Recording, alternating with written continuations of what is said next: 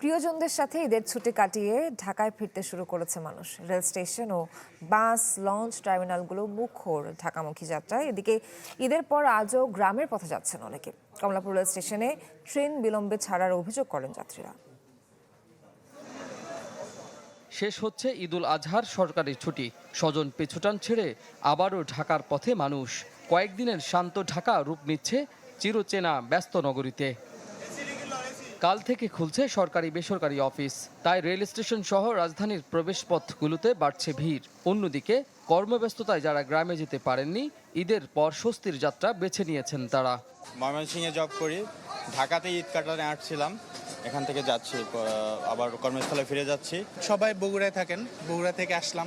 যাত্রী আসার চাপ আছে ভালো, আর আজকে ঢাকা থেকে মোটামুটি চাপ আছে। বেশিরভাগ ট্রেন সময় মতো এলেও কমলাপুর রেল স্টেশনে যাত্রীদের অভিযোগ কয়েকটি ট্রেন বিলম্বে ছাড়ার। রেল সচিবের দাবি, এবারের ঈদযাত্রা মোটামুটি স্বস্তিদায়ক। ঈদ আনন্দ শতভাগ সার্থক করতেই রাঁধুনি বিরিয়ানি, কাচ্চি ও হায়দ্রাবাদি বিরিয়ানি মশলা। ওখান থেকে ঠিক টাইমে ছাড়লেও দেখা গেছে যে স্টেশনগুলোতে একটু বেশি টাইম নিয়েছে, কিন্তু আলহামদুলিল্লাহ ভালোভাবে আসছে। 4 দিনের ছুটি দিয়ে গিয়েছিলাম, বাট এই 4 দিন যে আসলে কোন দিক দিয়ে পার হয়ে গেছে নিজেই বলতে পারবো না। তো আসার সময় খুব খারাপ লাগছে, বিশেষ করে আমার বাচ্চাটা খুব কান্নাকাটি করছিল। ঘুরতে যাচ্ছি আর আমার বোনের বাসায় যাচ্ছি।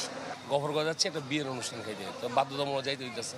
4 দিন ছুটি পেয়েছি আমার ফ্যাক্টরির প্রয়োজন অনুযায়ী আর কি, তো এখন কাটানো শেষ। বিপর্যয় ঠিক বলবো না, কিছু বিলম্বিত হয়েছিল। ঝোড়ো হাওয়া ছিল, ওই সময় ঝড়ে গাছ পড়ে গেলে আমাদের ট্রেন চলাচল ব্যাহত হয়, এবং কিছু লোকোমোটিভের সমস্যাও ছিল।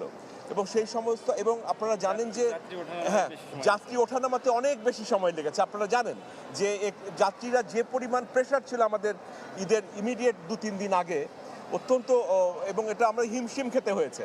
এদিকে সদরঘাট লঞ্চ টার্মিনালও মুখর ঢাকামুখী মানুষের পদচারণায়। তবে আর 2-3 দিন পর নৌপথে বাড়বে চাপ। যাত্রীরা বলছেন, এখন পর্যন্ত বড় কোনো ঝক্কি ঝামেলা ছাড়াই ফিরতে পারছেন তারা। কোনো ভোগান্তি হয় না, আর কোনো বাড়তি টাকাও নেয়নি। দেশে একটু কাজ আছে, কাজ সারতে যাইতেছি।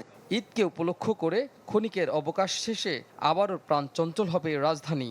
ফেরার যাত্রাটা যেন শেষ পর্যন্ত নিরাপদ হয়, সেই প্রত্যাশা নগরবাসীর।